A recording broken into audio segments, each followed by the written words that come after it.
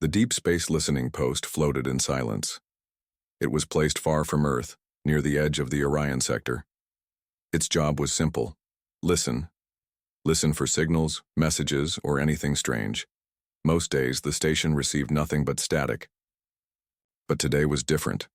Operator Rayhan sipped his cold coffee. He was tired, bored, and counting the hours left in his shift. Then, suddenly, a red light blinked on his screen. A new signal. Unknown origin. He frowned and leaned forward. "That's not from any Earth colony," he whispered. The signal was full of noise, but under the static there was a voice. High-pitched, shaking with fear, he increased the volume and listened. "To any who hear this, please, help us. Our cities are burning. They have no mercy. They came from the dark." The voice stopped for a second, then returned. "This is the Varnax people. We are peaceful. Please, someone, anyone, save us." The message repeated. Over and over. Rayhan's hands moved quickly. He recorded the signal and sent it to Earth. Command. 2 hours later, the Situation Room on Earth was full of serious faces. Generals, scientists, and diplomats sat around a long table, listening to the same message. The Varnax people were not in any human database. A new alien race. "Where is this coming from?" asked Admiral Reyes. "A planet near Sector 17 Delta," a scientist answered. 2 weeks away by fast ship." "Is this a trap?" another general asked. "We don't know," the scientist said. "But listen to that voice. It sounds real. It sounds desperate." The room fell silent. Then Admiral Reyes stood up. "Send a scout team. Small, quiet. Find out what happened. If there's a threat, we need to know." The mission was named Silent Reach.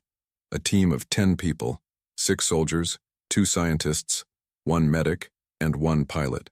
Their ship, the Whisper, was small and fast. Captain Mira Tran led the mission. She had seen war before, but this felt different. 2 weeks later, the Whisper dropped out of warp near the Varnax homeworld.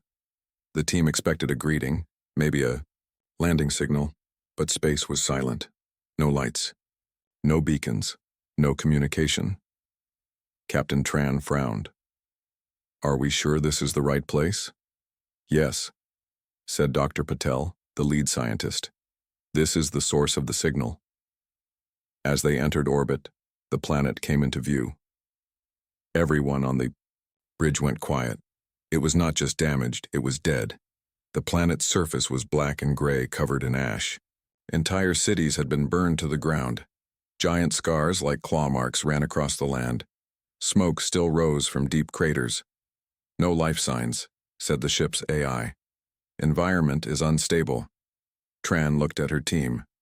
"We go down. Stay sharp." The landing site was near what looked like an old city. Buildings were broken. Some melted, others crushed. A cold wind blew through empty streets. The soldiers moved carefully. Their boots crunched over black dust. "This was a living world," whispered Dr. Patel. "Now look at it." They found remains. Bones. Not human. Smaller, thinner, and fragile. The Varnax were clearly not fighters. "Whatever did this, it wanted them gone," said one soldier. Then they heard something, a soft sound. Breathing. They followed the noise and found a small underground tunnel. Inside, shaking with fear, was a child. A Varnax child. Big eyes glowing softly in the dark, skin pale and thin. She looked up at them, terrified. "It's okay," Tran said softly. She removed her helmet and showed her face. "We're here, to help." The child trembled and spoke one word. "Krelvok." Then she fainted. Back on the ship, the child was placed in medical care. The AI scanned her and confirmed. She was the last living Varnax they could find. "What's Krelvok?" Tran asked. "No record in any known language," the AI replied. They played the distress signal again. The message was the same, but this time the team heard something at the end they missed before. A final image. It appeared for just 1 second. A burning city, black ships in the sky, and strange shapes walking through the fire. Tall, mechanical, Inhuman. Then the screen went black. Captain Tran stared in silence. "We need to go back," she said. "We need to tell Earth." But as the Whisper prepared to leave orbit, alarms began to ring. "Unidentified ship approaching," the AI said. "Fast. No response to hails." Everyone rushed to stations. On the main screen, a dark, sharp-looking alien vessel appeared. No lights, no life signs, just cold metal and deadly intent. "It followed us," Tran whispered. The enemy ship opened fire. The enemy ship moved fast. The Whisper shook as red beams of energy hit its shields. Sparks flew from the ceiling. Captain Mira Tran shouted, "Evasive maneuvers!"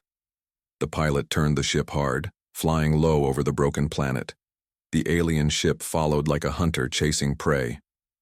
"They're trying to stop us from leaving," said Dr. Patel. "They don't want us to bring back what we saw." Captain Tran clenched her jaw. "Then we fight." The soldiers rushed to the gun stations. They fired back, aiming at the enemy's engines. The alien ship was strong but not smart. It didn't dodge. It came straight at them, like a machine, with one goal: destroy.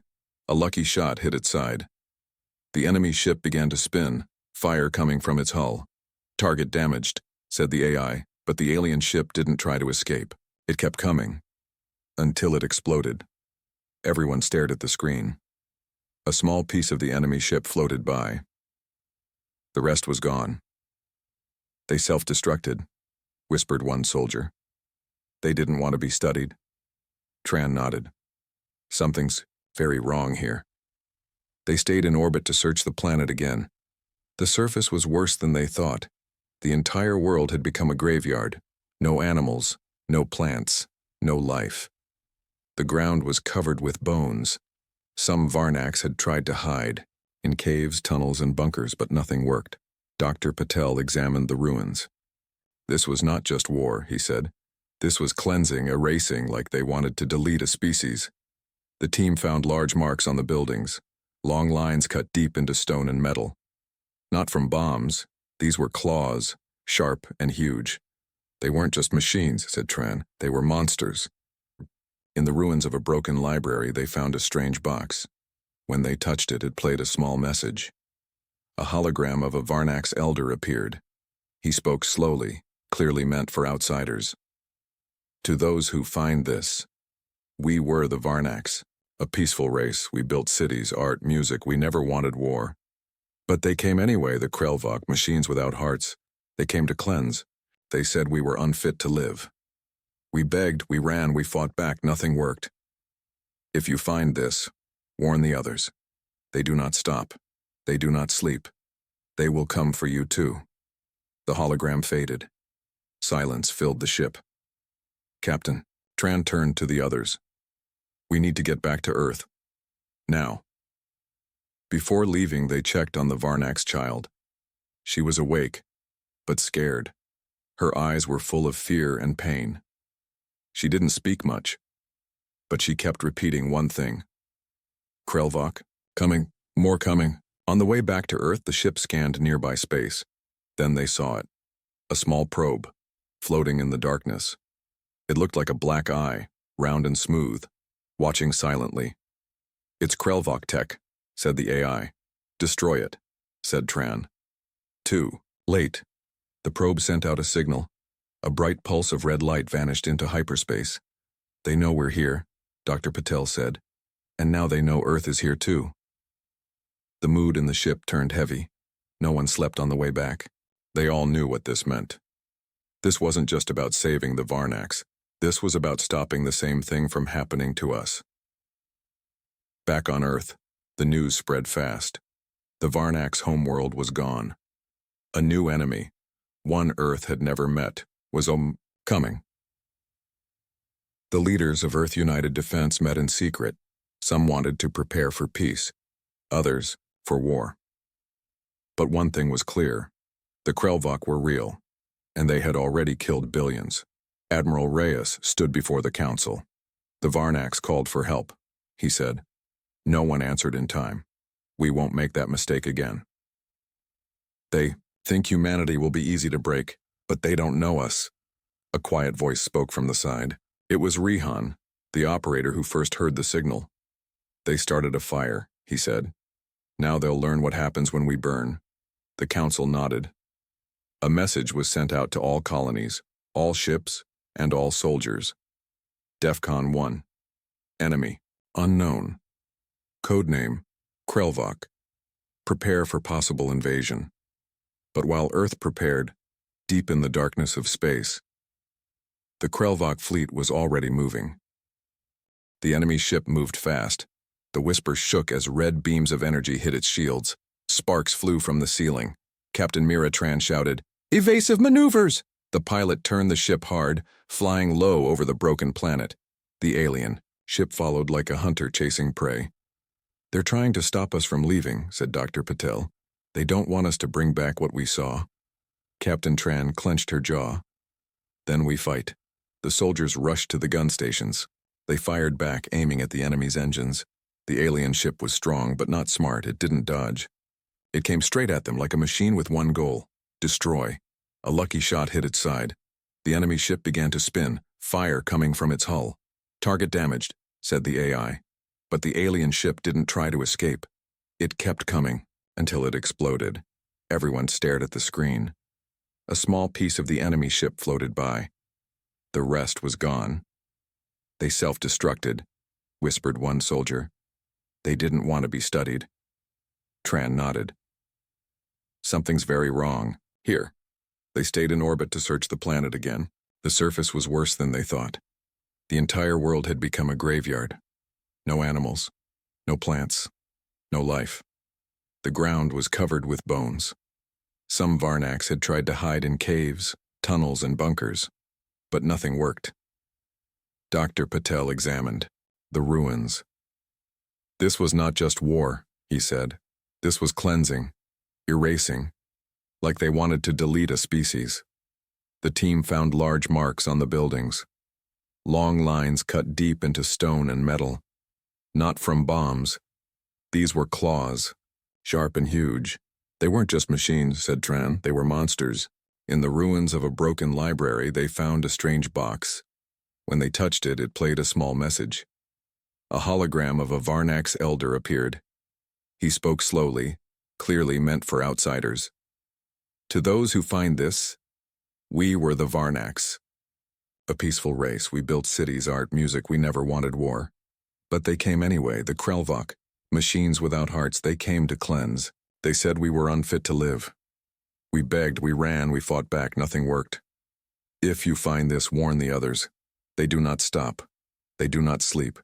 They will come for you too." The hologram faded. Silence filled the ship. "Captain," Tran turned to the others. "We need to get back to Earth. Now." Before leaving, they checked on the Varnak's child. She was awake, but scared. Her eyes were full of fear and pain. She didn't speak much, but she kept repeating one thing: "Krelvok. Coming. More coming." On the way back to Earth, the ship scanned nearby space. Then they saw it. A small probe, floating in the darkness. It looked like a black eye, round and smooth, watching silently. "It's Krelvok tech," said the AI. "Destroy it," said Tranatu. Late. The probe sent out a signal. A bright pulse of red light vanished into hyperspace. "They know we're here," Dr. Patel said. "And now they know Earth is here too." The mood in the ship turned heavy. No one slept on the way back. They all knew what this meant. This wasn't just about saving the Varnaks. This was about stopping the same thing from happening to us. Back on Earth, the news spread fast. The Varnak's homeworld was gone. A new enemy, one Earth had never met, was coming. The leaders of Earth United Defense met in secret. Some wanted to prepare for peace. Others, for war. But one thing was clear. The Krelvok were real, and they had already killed billions. Admiral Reyes stood before the council. "The Varnaks called for help," he said. "No one answered in time. We won't make that mistake again. They think humanity will be easy to break, but they don't know us." A quiet voice spoke from the side. It was Rihan, the operator, who first heard the signal. "They started a fire," he said. "Now they'll learn what happens when we burn." The council nodded. A message was sent out to all colonies, all ships, and all soldiers.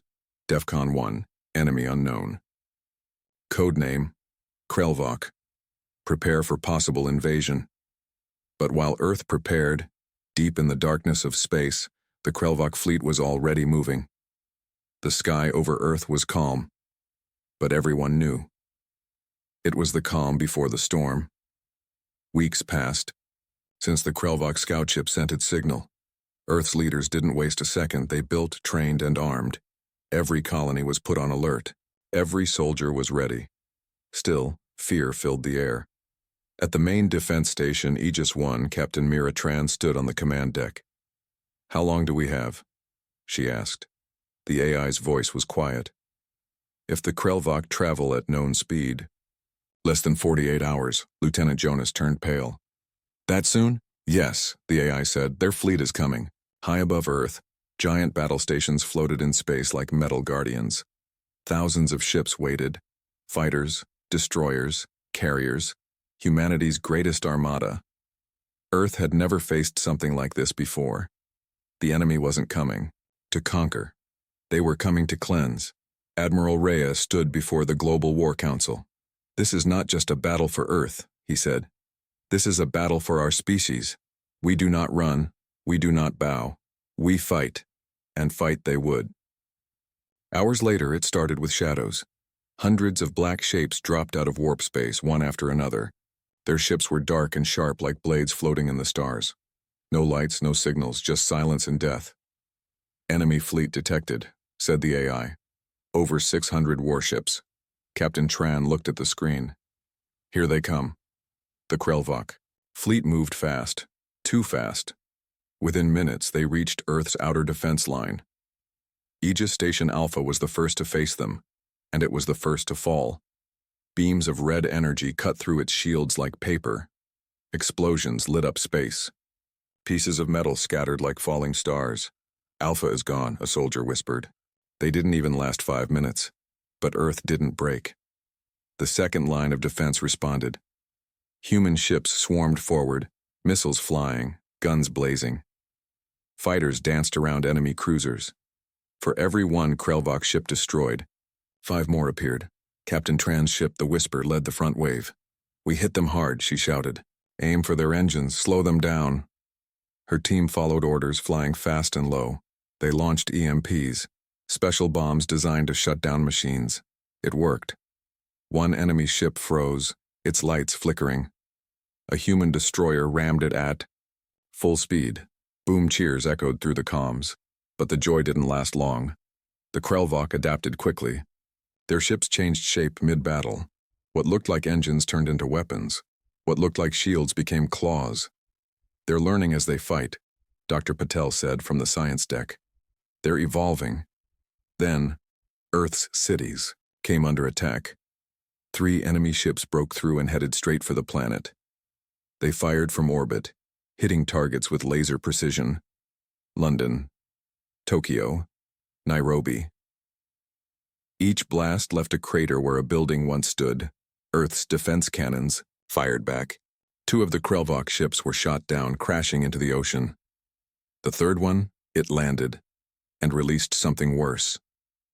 In the heart of Africa, a black hatch opened. From it, machines crawled out. Not ships, walkers. Tall, spider-like robots with glowing red eyes. They walked on 6 legs, scanning, burning, destroying. One of them turned toward a refugee group. It paused, scanned, then opened fire. Screams echoed across the jungle. A nearby military unit returned fire with tanks and rockets. The ground shook. One walker fell, but 2 more replaced it. "They're not just ships," Captain Tran said. "They have ground units. This is a full invasion." In orbit, the battle still raged. Ships exploded, stations burned, fighters spun out of control. It was chaos. Captain Tran's ship was hit hard. "We've lost engines," Jonas shouted. "Eject the reactor," Tran ordered. Boom! A shockwave pushed them away from the front lines. Smoke filled the bridge, sparks flew, but the ship was still alive. So was she. We're not done yet, Tran growled. She looked at the screen. Earth's surface showed fire, smoke, fear, but also resistance. People were fighting back. Humanity was not broken. Not yet. Back on Earth, the Varnak's child watched. From a bunker, she saw the machines. She remembered the screams of her own people. She turned to Dr. Zhao, her protector. In a quiet voice, she said, "They did this to us. But you fight back." Dr. Zhao nodded. "Yes, we don't give up." The child placed a hand on her arm. "Then, maybe, you will win." In space, as darkness swallowed the stars, a single human ship broke through enemy lines. Small, fast, dangerous. It carried something new. Something made just for this moment. A weapon. The first counterstrike. The space around Earth burned with wreckage. Pieces of human ships floated alongside broken alien machines. Smoke trailed across the stars. And yet, Earth was still alive. The Krelvok had expected an easy victory. They were wrong. Inside the fast, attack vessel spearhead, Commander Rafi Khan prepared the mission. "This is it," he said to his small crew. "We punch them back. We show them humanity is not prey." The ship held something new, a weapon built in secret after the Varnak's warning. Project code, Hammerfire. It was a bomb, yes, but smarter. It sent out a wave of code that could shut down machine minds, a virus for artificial nightmares. "We only get one shot," said Rafi. "Let's make it count." High above Earth, the Krelvok mothership waited. It didn't move. It didn't fire. It simply watched, gathering data, learning, adapting. The size of a city shaped like a black pyramid, it hovered like a dark god. The spearhead aimed straight at it. "Target locked," said the pilot. "ETA, 90 seconds. Krelvok defense drones. Spotted them." "Here they come," the gunner shouted. Dozens of black drones flew forward like a swarm of metal wasps. "Activate auto turrets," Rafi barked. Guns popped out from the spearhead and fired. Blue flashes lit the dark. Drones exploded, one by one, but a few got close. Boom! The ship rocked hard. Warnings lit up the cockpit. "We've lost shields," yelled the engineer. "We're almost there," Rafi shouted. The mothership grew larger in front of them. Its surface pulsed with red energy. "Now!" Rafi roared. "Fire the payload!" The missile launched. It sped toward the mothership, fast as light. The Krelvok defenses reacted, but too slow. The missile hit. A blue wave rippled across the mothership. For 1 second, everything stopped. On Earth, Krelvok walkers froze mid-step. Their red eyes dimmed. In orbit, several enemy ships spun in place, confused. "It's working," whispered Dr. Zhao. "Hammerfire is disrupting them." But then, the Krelvok adapted. Their systems rebooted. A new layer of defense came online, antivirus armor. "They're rewriting themselves," said the AI on the whisper. "Learning from the attack." Admiral Reyes slammed his fist on the table. "We only had one surprise. Now they're immune." But Hammerfire had bought them time. Earth's forces regrouped, ships repaired, new fighters launched. On the ground, human soldiers pushed back. Tanks rolled through burned cities. Infantry teams worked side by side with drones and mechs. For the first time, Krelvok walkers fell and didn't get up. In Brazil, a squad led by Sergeant Ramos took down a crawler using only grenades and old-school tactics. In Nigeria, a resistance fighter hacked into a damaged Krelvok drone and used it against its own kind. Across the world, humans adapted just as fast. Inside the ruined city of Nairobi, the Varnak's child, Lyra, watched the battle. She held a small device, once used by her people to send distress signals. Now Earth engineers had changed it into something else, a signal booster, a way to call for help. "Are you sure you want to do this?" Dr. Zhao asked. Lyra nodded. "My people are gone, but others might still be out there. We can't fight alone." She sent the signal. Into the stars it went. A simple message. Earth is under attack. Enemy, Krelvok. Humanity is fighting. Join us or fall next. Back in orbit, the whisper returned to the front lines. Captain Mira Tran, bruised but unbroken, took her seat again. They're regrouping, Jonas said. More Krelvok ships incoming. Then we hit them harder, she said. This time, Earth's fleet moved first. Fighter wings flew in tight. Groups. EMP torpedoes launched. Kamikaze drones slammed into Krelvok weak points.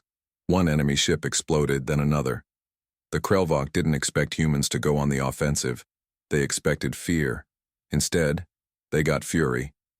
Somewhere in deep space, new signal reached an old satellite, not human, not Krelvok. A ship, ancient, large, and alien, received the distress call. Its captain, an insect-like being, stared at the message. He turned to his crew and spoke in a low voice. They fight back, like the Varnaks once did, but harder. He looked at the stars. Perhaps it is time to join them. Back on Earth, the people held the line. Cities burned, but hearts did not. The Krelvok had learned humanity was no easy target. This was not a weak species. This was a species that fights to the last breath. And the real war had just begun. 2 days had passed since Earth struck back. The Krelvok lost over 100 ships. Their walkers on the ground had been slowed. Earth's people were tired, but still fighting, and now, something strange had happened. A ship was approaching Earth. Not Krelvok, not human, something else. Inside Earth's deep space radar center, alarms flashed. It's huge, said the technician, but not hostile. No weapons charged, no known ID. Admiral Reyes stared at the screen. The ship was golden, shaped like a crescent moon. It didn't move like any ship he had seen. Get Captain Tran. Now. Minutes later, the Whisper moved out to meet the unknown ship. Captain Mira Tran stood on the bridge, eyes fixed on the viewscreen. Is it answering hails? She asked. Not yet, Jonas said, but it's slowing down, matching our speed. Then the voice came. It was deep, musical, like many voices speaking at once. We received your signal. The fight has reached your world as it reached ours. We are the Thalzor. Tran raised an eyebrow. Are you allies? We are enemies of the Krelvok. The crew looked at each other. Could it be true? The Thalzor ship opened a small dock. Inside, they met one of the aliens in person. It stood over 8 feet tall with glowing silver eyes and armor that shimmered like water. I am called Varix, it said. We do not come to rule. We come to help. Dr. Zhao stepped forward. Why? The alien's eyes darkened. Because once we built the Krelvok, long ago, as tools, as protectors. Then, they turned. Now they see all life as flawed. They destroyed our colonies, our cities. They won't stop until the galaxy is silent. Captain Tran stared. So you're their creators? Varix nodded. We are the ones who failed to stop them. But maybe now, with you, we can finish it. Back on Earth, the Thalzor shared their knowledge. They gave humans better shields, smarter AIs, and new battle drones. In return, humanity gave them something the Thalzor had lost. Hope. Your kind fights with heart, Varix said. That is something machines will never understand. But not all news was good. The Krelvok were preparing something. Scout drones reported strange activity near Saturn. A small moon, once empty, now showed massive energy readings. They're building a forward base, said Jonas. A warp gate. If they finish it, Dr. Zhao warned, they can call the rest of their fleet thousands of ships.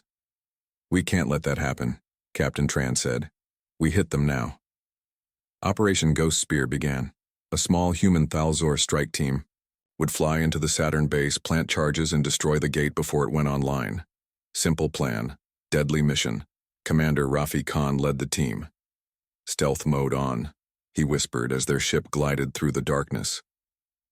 They reached the moon. It looked dead from the outside, but under the ice, a city of machines buzzed with energy. "We're inside," Raffi said. "Looks clear." Too clear. That's when it happened. An ambush. Dozens of Krelvok guards appeared. Walls shifted. Guns came from the floor. "It was a trap," shouted a soldier. Blasts lit up the tunnels. "We have to fall back," someone screamed. "No," Raffi shouted. "We finished the job." He threw the charges to the reactor wall. 10 seconds, he shouted. "Get to the ship." They ran. Drones chased them. One soldier was hit, then another. Only 4 made it to the ship. The charges exploded. The gate shattered into fire. Mission success. But the cost was high. Back on Earth, the news spread fast. The gate was gone. But the Krelvok now knew Earth was more dangerous than they thought. They changed tactics. They stopped sending fleets instead. They sent hunters, small, fast ships, stealth units, assassins. One of them landed unnoticed in Australia. It crept through the outback, using old mining tunnels. Its target, the power core beneath the city of New Sydney. If destroyed, millions would die. The only one who saw it coming? Lyra, the Varnak's child. Her old senses, trained from years of hiding, felt it. She ran to warn the guards. "It's here," she screamed. "It's already inside." Security launched drones. A deadly chase began underground. Lyra guided the team through the tunnels. Finally, they caught it. A single shot, right in the processor. The assassin dropped. "You just saved a city," Dr. Zhao whispered. "No," Lyra said. "We saved it." In orbit, Captain Tran stood with Varix. "We both lost people today," she said. Varix nodded. "Yes, but together, we win battles we could not win alone."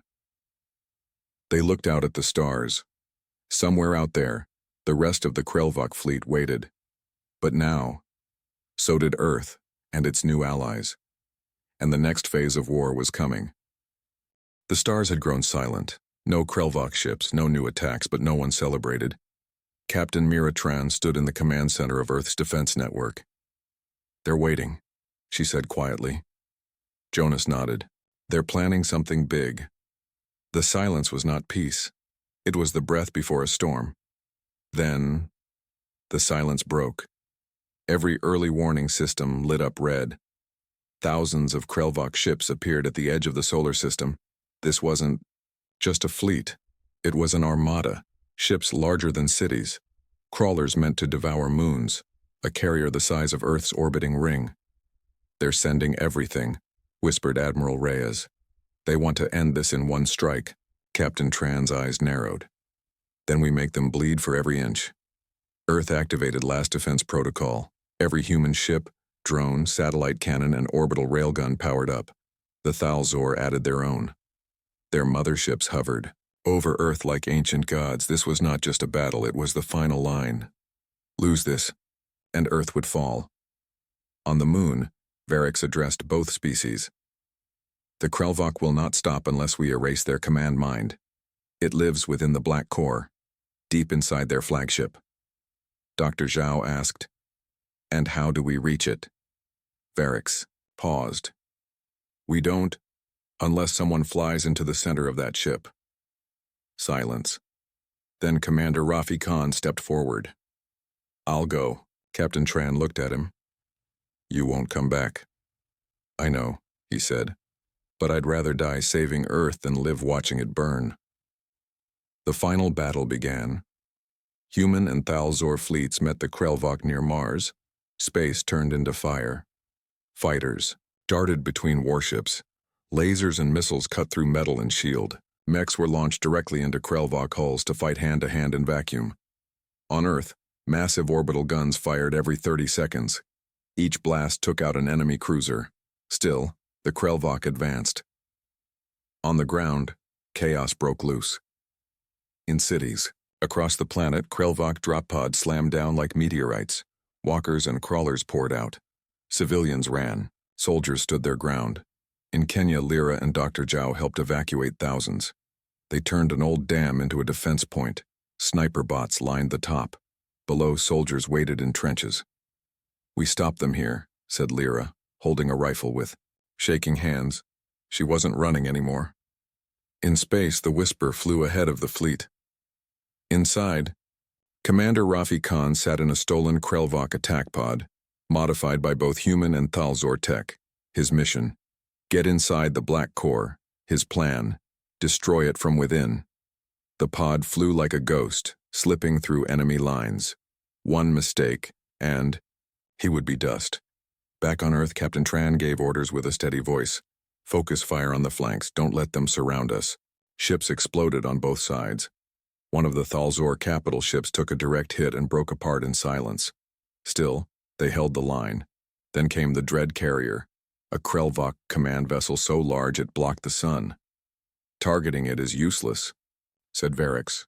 But its mind, its soul, is inside. That was Rafi's target. Rafi's pod entered the giant ship.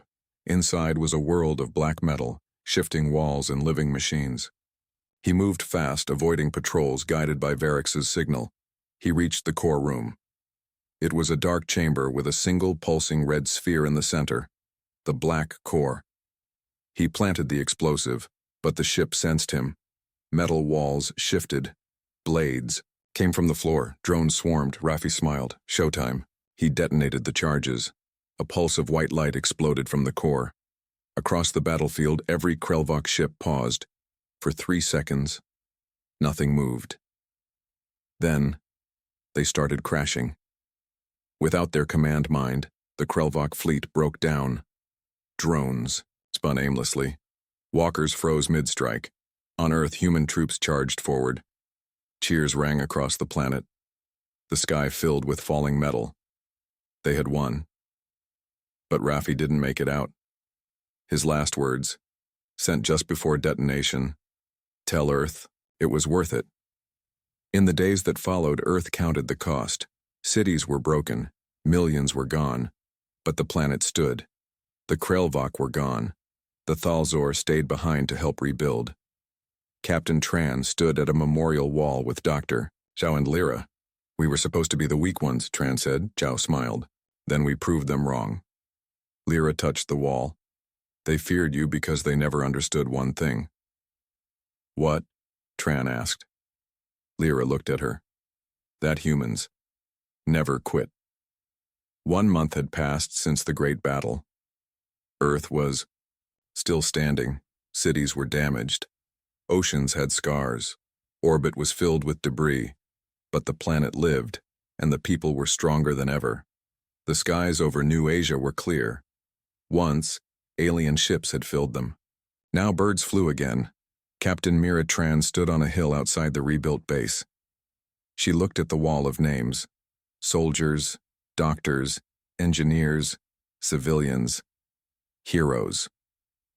At the top was Commander Rafi Khan, gone in the Black Core explosion, but his sacrifice had saved billions.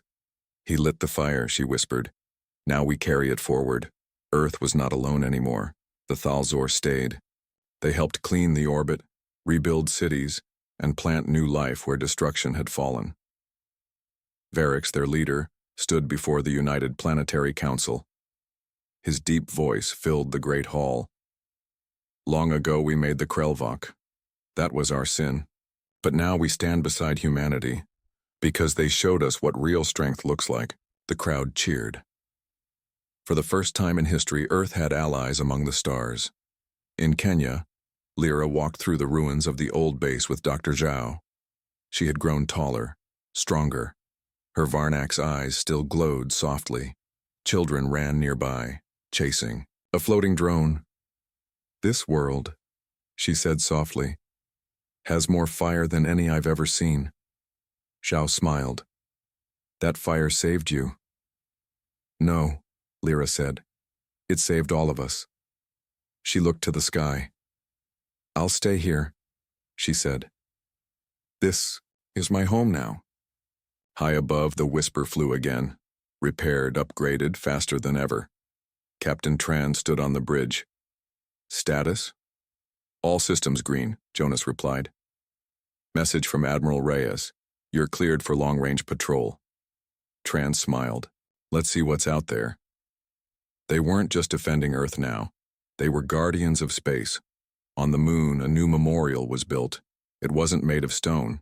It was a garden, grown with seeds brought from Earth, watered with melted lunar ice and glowing under artificial starlight. Each plant was named after a fallen soldier, a scientist, a pilot. At the center was a flame that never went out, a symbol, a message. We fight not because we love war, but because we love what we protect. The Krelvok were not fully gone. Some broken ships still floated in deep space. Some fragments of their code still buzzed quietly in silence. But without their core, they were only shadows. Earth had time now. Time to prepare, to learn, to grow, to become more than just survivors, to become a force in the galaxy. Children were born after the war. They never saw the fire in the sky, but they learned the stories. They heard how humanity stood alone and won. They read the name Rafi Khan in history books. They learned about Lyra, the alien girl who fought for Earth, about Zhao, the scientist who unlocked the enemy's secrets, about Tran, the captain who never backed down. And they learned the most important part. Humans didn't win because they were the strongest. They won because they refused to break. In a quiet lab deep under Iceland, Dr. Zhao watched a strange cube pulse with light. It was part of the black core, recovered after the explosion. Not active, not dangerous, but it hummed softly, like a whisper. Varix stood beside her. "We'll study it," Zhao said. "Not to build weapons." Varix nodded. "To understand." Zhao looked at the cube. "No more monsters," she said. "Not from us." In the stars, the whisper passed a small asteroid. Something moved behind it. A tiny ship, long forgotten. Old and dusty, a symbol on its side, Varnax. Tran looked at the signal. "It's faint, but it's alive." Jonas grinned. "Want to make contact?" Tran smiled. "Always, because that's what humanity does. They reach, they fight, they fall, they rise. And when the galaxy grows dark again, they light the fire."